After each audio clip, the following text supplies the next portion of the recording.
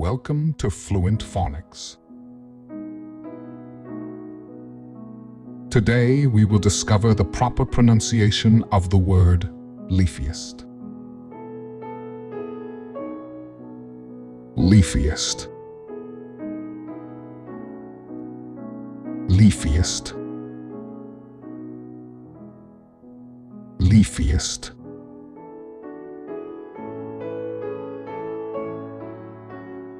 Here's an example of how one might use it in a sentence. The maple tree in our yard is the leafiest in the entire neighborhood. The word leafiest is a superlative form of the adjective leafy and is used to describe something that has the most leaves or the most abundant foliage compared to others.